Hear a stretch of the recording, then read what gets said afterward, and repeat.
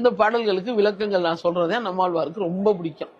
ஐயா கேட்பாரு மேடையிலேயே, சரி நோய் வராம இருக்கிறதுக்கு என்ன செய்யணும் அத சொல்லு.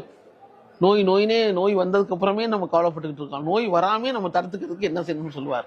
அதுக்கு ஒரு பாட்டு இருக்கு. பால் உண்போம், எண்ணெய் வீரின் வெந்நீரில் குளிப்போம், பகல் புணரோம், பகல் துயிலோம், பயோதரமும் மூத்த ஏலம் சேர் குழலியரோடு இளமையிலும் விரும்போம், இரண்டு அடக்கோம், ஒன்றை விடோம், இடது கையில் படுப்போம், மூலம் சேர் கறி நுகரோம், மூத்ததையில் உண்போம், முதல் நாளில் சமைத்த கறி அமுதனினும் அருந்தோம், ஞாலந்தான் அடைந்தினும் பசித்தொழிய உண்ணோம், நமனார்க்கு ஏது சுவை நாம் இருக்கும் இடத்தே. யமனுக்கு நம்ம இருக்கிற இடத்துல இந்த மாதிரி நம்ம ஃபாலோ பண்ணோம்னா நம்ம இருக்கிற இடத்துல யமனுக்கு என்ன வேலைன்னு சொல்லி கேட்டிருக்காரு பாட்டுல. இது தேரையர்னு ஒரு சித்தர் எழுதியிருக்கிறார். தேரையர் தான் ஆக்சுவலா தொல்காப்பியர். அவரு தொல்காப்பி எழுதுறதுக்கு முன்னாடி எழுதின பாட்டு இது. விளக்கம் சொன்னேன். பால் உண்போம், பால் சாப்பிடணும்னா நாட்டு மாட்டு பால். பால்னா இந்த பாக்கெட் பால் இல்லை, வெள்ளையா உள்ளதெல்லாம் கலந்து வருது இல்லை, அது இல்லை. நாட்டு மாட்டு பால் சாப்பிடுதேன்னு சொல்றாங்க. பால் சாப்பிட வேணா ஒரு கூட்டம் புறட்டு இருக்குல்ல, பால் வெள்ளையா இருக்கிறதெல்லாம் வேண்டாம், பல கருத்துக்கள் நிலவுதே தவிர, ஆனா சித்தர்களுடைய கருத்து பால் சாப்பிடலாம்.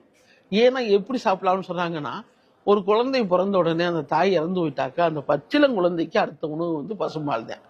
அப்படிப்பட்ட பச்சிளங்குழந்தையை காப்பாற்றக்கூடிய உணவு மனித உடம்பை என்ன பண்ணிவிடும், அதனால சாப்பிடலாம் அப்படின்னு சொல்றாங்க. பால் உண்போம், எண்ணெய் தேய்ச்சி குளிக்க சொல்லி சொல்றாங்க. எண்ணெய் தேய்ச்சி குளிச்சாக்க கண்டிப்பா வெந்நீர்ல தான் குளிக்கணும்னு சொல்றாங்க.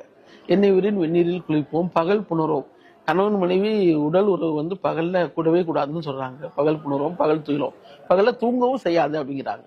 தூங்காத, பகல் துயிலும், பகதரமும் மூத்த பெண்களை திருமணம் செய்யாது அப்படிங்கிறாங்க. ஏன்னா கருங்குழலியா இருந்தாலும் சரி, ஏலம் மனத்தாலும் சரி, அந்த பொண்ணு நிறைய செல்வத்தோடு வந்தாலும் சரி, சொந்தமா இருந்தாலும் சரி, மூத்தவனு திருமணம் செய்யாது கண்டிப்பா சொல்றாங்க. இவ்வளவு சயின்ஸ் இருக்கு அதுக்குள்ள. மூத்த பெண்ணை ஆனா விட வயசுல ஒரு நாள் மூத்த பெண்ணை கூட திருமணம் செய்யாது அப்படின்னு சொல்றாங்க. இளம் வெயில்னா காலை வெயில் ஆகாதுன்னு சொல்றாங்க. இப்ப வாக்கிங் சொல்லி எல்லாம் வக்குன்னு போய் இழைச்சு அந்த காலை வெயில்ல மயக்கம் போட்டு ப்ரெஷர் கூடி ரொம்ப பேர் வாக்கிங்லேயே மண்டையை போட்டுட்டு இருக்காங்க. அது ஒரு பக்கம் நடந்துகிட்டே இருக்குது. வாக்கிங் நிறைய இடங்கள்ல பார்த்தாக்க அது சராசரி மரணம் நடந்துகிட்டே இருக்குது. அது என்னன்னு சொல்லி கண்டுபிடிக்காம, ஏன்னா அந்த காலை வெயில் ஆகாது. இளமையிலும் விரும்பும், இரண்டு அடக்கம்னா மலமு நீரை எந்த காரணத்தை கொண்டு அடக்காது அப்படிங்கிறாங்க. ஒன்றை விடோம்னாக்க விந்தை அடிக்கடி செலவழிக்காது அப்படிங்கிறாங்க. ஒன்றை விடும், இடது கையில் படுப்போம், படுக்கும் போது இடது பக்கத்துல காலை நீட்டி படுத்து தூங்க சொல்றாங்க.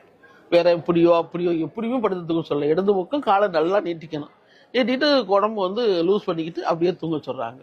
இடது கையில் படுப்போம், மூலம் சேர் கறி நுகரோம், எந்த கிழங்கு வகையிலையும் புசிக்காது அப்படிங்கிறாங்க. மூத்த தயிர் உண்போம், புளிச்ச தயிர் சாப்பிட சொல்றாங்க.